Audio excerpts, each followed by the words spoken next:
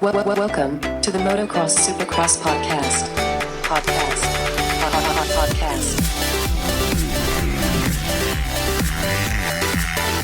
3, 2, 1, 0.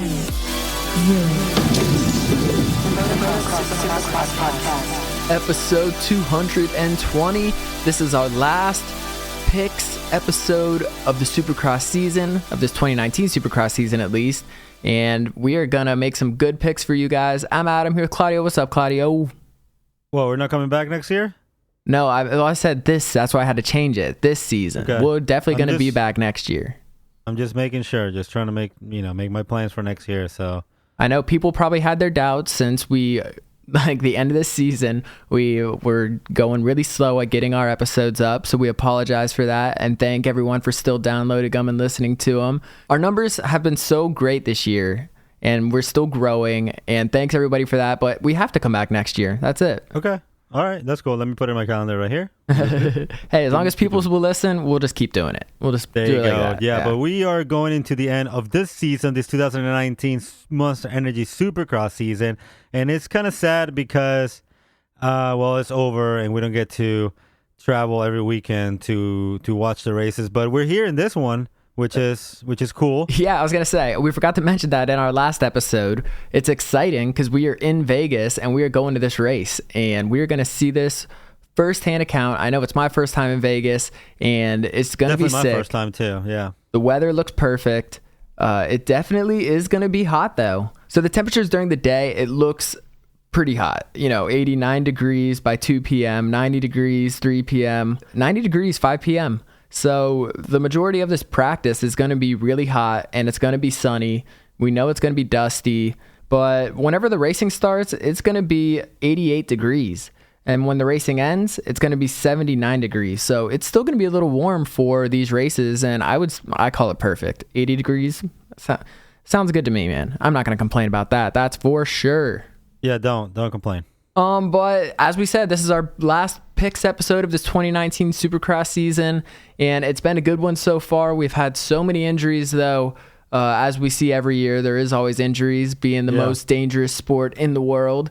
So there are some riders missing. There are some riders here. All the points leaders haven't wrapped it up yet. So this championship can still change between Cooper Webb, Adam Cianciarulo, and Chase Sexton. So it's definitely going to be exciting to see what happens with all this, see who puts in these fast times tomorrow, and who wins these championships, and then who we see at the casinos partying after. Yeah, well, I'm sure we're going to see everyone partying after. It's just a matter of who's going to be happy about it and who's going to be really happy about it. And are we going to see the classic? Are we going to see the classic, pour your beer in the exhaust, and they just rev it in someone's face kind of thing? Definitely. Yeah, definitely see that. I also saw Stang Dog is out here and he's smoking a lot of weed. And he's not scared about it. So, yeah, I was gonna say, dude, you know what's legal in Vegas? What is that? Everything. What's illegal? Exactly, nothing. Nothing is illegal. But yeah, it's gonna be a good time whether you're at the track or you're just in Vegas or you're partying after. But we'll see. Someone might not be having a good time if it comes to like Adam Cianciarulo or Chase Sexton or even Cooper Webb. Yeah. If one of them finds a way to throw this away, it's not going to be a good night for them. Yeah, the championship came down to Vegas, which is what we wanted. It's come down to the showdown. In the 450 class, we have a 23-point gap, I guess, but it's still a good one, man. Anything can happen, and it's not going to be done until that checker flag. And some of this not going to be here. Unfortunately, it's going to be the legend who is super confirmed that he will not be racing in this or lining up for this Vegas race. And, he still has to recover from his 8 broken ribs and the broken scapula, also that collapsed lung. And, he's sustained in Seattle. Yeah, although he still wants to race in 2020. We don't have anything on it, but we don't know if he's going to come back with JGR or not. But there is he says there's a lot happening closed doors, but he definitely hopes he can come back with JGR. What do you think? You think it's a good move? Hell yeah, it's a good move. He's the legend. And I got to say, one of my favorite moments of the whole year, which I'm sure we'll talk about later and for years to come, is just him squirting the champagne right into his mechanic's mouth, like from 10 feet away. Yeah, exactly. That's like my favorite moment. I love that so much. So I would love to see at least one more of those, you know. I hope he just comes out and just, you know, just sprays champagne in everyone's mouth. Yeah, that's it's pretty awesome. Somebody else that will be lining up for the next couple of years, it's going to be Ken Roczen, who actually just signed an extension of his contract with, I guess, Honda Power Sports, and they agreed to an extension to remain in the team for the next 3 years. Oh, wow. That's a big deal. Especially such a brutal end of the season for him. So yeah, good thing he was able to get that deal done. Yeah, maybe that's an incentive for him to win this race. Maybe he'll come out and just swing away, you know, and then just trying to get that win that everybody's kind of expecting from him, and you know, show him why Honda sees something in him. And I feel like Honda is definitely prepared for something, dude. They you know, we have Cole Seeley, which his contract will be done this year with them. You know, so we remember he only signed a 1-year deal. Well, we have Roczen signing this 3-year deal, and then we have also Adam Cianciarulo, who's coming to this point lead into this race and also becoming a free agent and most likely moving into the 450 class for the next year. So that's maybe Honda's preparing for something, you know. Maybe they're gonna bring Cianciarulo in. Who knows? Whoa. We'll see. Yeah, that dude. I don't know. I just can't even picture AC on anything other than a Kawasaki because that's all we've ever seen him on ever. Yeah, no, you're absolutely right. It's just a matter of, well, you know, Honda's probably.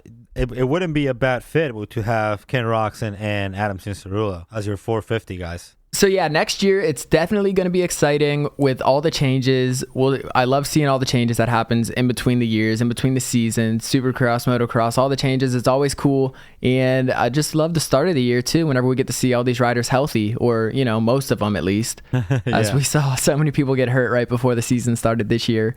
But let's focus on this end of the season race, and let's start making some picks because we are in Las Vegas. We got the East-West showdown for these 250s. And then obviously we got the 450s, which has just been insane all year. Cooper Webb coming out of nowhere. And he looks like he's going to win this championship, which is amazing. So I'm curious to see, you talked about Roxanne. I'm curious to see if you have him in your top 5, if you have Cooper Webb in your top 5. But first, we got to start with these 250s. East and West coming together again. And the first time we saw them do that was in Atlanta. And I just want to refresh you on kind of the Atlanta results that we had. Obviously, AC smoked everybody in Atlanta. We thought it was going to be a close battle between him and Faulkner. I actually thought Faulkner was going to win, but that did not happen. AC smoked everyone. Ferrandis got second. Austin Faulkner got third. Chase Sexton got fourth. Justin Cooper got fifth. Shane McElrath got sixth. And I believe he's still out, so we shouldn't expect him. But Colt Nichols, Marti Davalos, Michael Mosman, and Brandon Hartranft were your top 10 in that. We saw RJ had his problems when he fell, so he ended up getting like 12th, and Alex Martin had problems all night. Those JGR guys had problems all night, so Alex Martin got 14th. So let's see if the troll train can, turn things around this week. Maybe he's got some extra troll fairy dust or whatever still lingering from New York he could use. Yeah, I remember Atlanta, and I remember West Coast kind of dominated that, how I guess every single way that we trying to look at it, if it was either top 10, top 5, or even top 3, or even winning, West Coast definitely dominated. I think that's what's going to happen again this time in Vegas. I think the West Coast guys are going to dominate. It's going to be interesting. I mean, we have an Adam Cianciarulo who has a magnificent history when it comes to Vegas races and when it comes to showdowns. We know he's very good at them, and we'll have, is he going to fall under the pressure?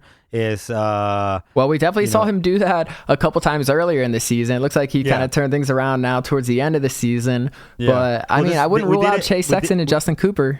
We did see him do that, and it was in one of the times was in the Triple Crown, and I think both times actually it was in a Triple Crown that it was just one. I think one of the times was in the Triple Crown when he had very bad luck which is a total different format than this showdown. And we'll see if he falls under the pressure, if he can keep it together and finally close up that championship that he's been wanting for the last couple of years. And let's see if he can do it. I mean, we have a Dylan Ferrandis who was coming really strong. He was kind of getting a wave of things, and I'm sure he's going to come out swinging and with everything he's got to, trying to win this championship as well. He's only eight points behind. So yeah, exactly. It's close between them, and I don't know, man. Chase Sexton looked pretty good. He looked pretty pumped. Could be a big confidence boost coming off that MetLife Stadium win. And, I'm curious to see also what he's going to wear. Obviously, he's going to have the red plate on the sick-looking bike. So hopefully he can, keep his gear game strong for this race too. The important stuff. But Nichols, we can't count Nichols out either. I mean, he'll randomly just smoke everybody. So yeah, he started the year doing great things. He got very good results, and then I believe it was right before San Diego, he started just go down. Yeah, he had that one crash too, that really gnarly crash that I'm even surprised he came back with, and he's able to finish the season. But yeah, exactly. Yeah. Oh, and one more person we can't forget who's kind of been doing really good recently, Martin Davalos. If he doesn't, blow through the turns and miss the turns and whatever other little mistakes he'll make, then I think he'll do pretty good too. Yeah, in Atlanta we saw Chase Sexton. He got 4th, so maybe he can be consistent as well. He's gonna do good this weekend, but I don't know if he'll be able to beat a very hungry Dylan Ferrandis, who has a brand new opportunity because he knows he can beat Adam Cianciarulo, and maybe he can get in his head and take it all from him. We've seen it before, so I'm not counting out Dylan Ferrandis just yet. All right, well, let's go ahead and make some 250 picks. Who do you think will get 3rd place? For my 3rd place, I'm actually going to pick Chase Sexton. All right, so now that the championships is on the line, it kind of makes it risky for me to pick Chase Sexton to even get on the podium because he doesn't have to dominate. All he has to do is beat Justin Cooper. That's all he has to do. So even if he gets 17th and Justin Cooper gets 18th, he still wins the championship. So I think I'm going to pick a fresh face, someone who's looked pretty strong at the end of the season, and that's Michael Mosiman. I'm going to pick Michael Mosiman to get 3rd place. Okay. Well, like I said, I'm going to have Chase Sexton in 3rd place. So who do you got for 2nd? All right, for 2nd place, I'm going with the Frenchman, Dylan Ferrandis. Oh, I was like Marvin Musquin? Yeah. That's good. That's a good pick. I think that's solid, but I'm actually going to pick Adam Cianciarulo for 2nd place. Okay. Wow. Interesting. Very interesting. See, I can't bet against Adam Cianciarulo. I think Adam Cianciarulo will win this race, even though he doesn't necessarily have to, same as Chase Sexton. But as you said, he does really good in these Triple Crown, or he does really good in these East-West Showdown format and in Vegas. And I think he's just riding really good right now. So it's just really hard for me to bet against him. No, and those are legit opinions. I just feel like Dylan Ferrandis is going to win this race. Just because Adam Cianciarulo is going to come out, but he's going to play it safe. He's going to just be very calm and just trying to get a good position so he doesn't get passed in points by Dylan Ferrandis, and then just win the whole thing. I feel like Adam Cianciarulo at this point, he's more focused on the championship and actually just closing that championship than winning Vegas once again or another showdown. I feel like he just wants the championship, especially with Faulkner being out in the East Coast. Yeah, so it's definitely going to be interesting to see how this, what riders play it safe and what riders really go for it. I mean, someone like Mosiman, he's really got nothing to lose. So you have to figure someone like him really comes out swinging. Same as Colt Nichols. Same as we see him do it. We saw it do it in Denver too. Against, exactly. Those two guys. So yeah, he would not let him pass. Right. So so I'm excited to see that. That's 3 West Coast guys on my podium. So interesting. Nice. Yeah, good job. What about for 450? Who do you got for 5th? All right, 450s, 5th place. I'm going with the champion, Cooper Webb. He's going to wrap his championship up. He's going to get 5th place. He's going to, play it safe, but still be fast, and he's going to be right there in 5th place. Okay, nice. That's pretty good. I'm actually going to go with Marvin Musquin for 5th place. Whoa. All right. Way back there. Yeah, he has ran into a lot of problems the past couple weeks. So we'll see what he does. But for my 4th place, I really want to get this right this week. I'm going Blake Baggett. Every time I pick him to get 4th, he's not getting 4th. And every time I don't pick him to get 4th, he gets 4th. But I think we're going to get it this week. He's going to get 4th, and I'm going to get right. Well, you know how they say there's always next week? You don't have next week. So that's right. So this is the last week for me to get this pick right. So Blake Baggett for 4th. Okay, for my 4th place, I'm actually going to go with his teammate, Justin Bogle, in 4th. That's a good move. I mean, he's looked really strong recently, so yep. I like that. All right, what about for 3rd place? Who are you picking for 3rd? For 3rd place, he did it last week. He's going to do it again this week. Zach Osborne. Oh, all right. I was wondering if you were going to put him up there. I don't have him up here in my top 5, but I definitely see him ending the season strong. We talked about it a while ago, so could definitely see that happening. So for my 3rd place, I'm picking someone who did really good in Vegas last time we raced here for the Monster Energy Cup, and that is Eli Tomac's teammate, Joey Savacci. That was nice. Yeah, so I think he does really good, gets on that podium, and finishes this rookie season strong. Okay, all right. All right, 2nd place and 1st place. I'll give you them both because there's 2 riders I haven't picked yet. Well, actually, there's a lot of riders I haven't picked yet, including Roxon. But I'm going to put Tomac to get 1st. I just feel like he's just going to dominate everybody, especially just how good he's looked recently. And then I think, obviously his mistakes that hit him in East Rutherford, New Jersey, that was obviously some really bad luck.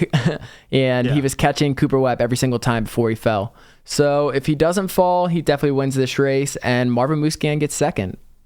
Wow. Okay. Nice. So super safe for them. For my 2nd spot, I'm actually going to put Blake Baggett up there, and I'm going to put Eli Tomac for the win as well. I didn't want to make it the same, but I strongly believe that he's going to close out this year with the win.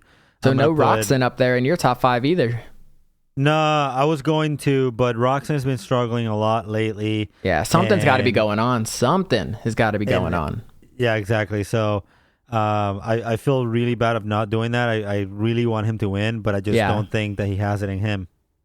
All right, well, it looks like both of us agree that our points leaders right now will be the champions at the end of this night. Yeah, I think Cooper Webb pretty much has it. I don't see him making a bad mistake or enough mistake for him to be out for the race and just to give it away to Eli Tomac.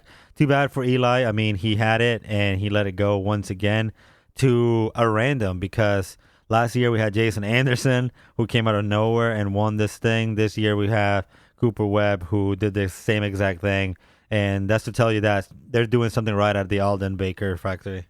All right, so there is one more pick that we have to make for this week, and this is Claudio's wild card pick. And this week it is 13th place. So you want to, 13th place. It's lucky number 13, of course, for Vegas. So I'll just remind you of what went down in East Rutherford, New Jersey. We had Tyler Bowers got 11th, Kyle Chisholm got 12th, Justin Brayton got 13th, Ryan Brees got 14th, Ben LeMay got 15th. So maybe one of those guys. I'm going to give it to the local boy, Kyle Chisholm. He's going to get that 13th spot. All right, Kyle Chisholm it is. You heard it here, Claudio's wildcard pick. All right, well, I think that pretty much does it for this last picks episode of this 2019 Supercross season. Is there anything else you want to add to this one? No, thanks everyone for listening, and well, see you guys for the 250 and 450 recap, and obviously for all the news, stay tuned at MXSX Podcast. Peace.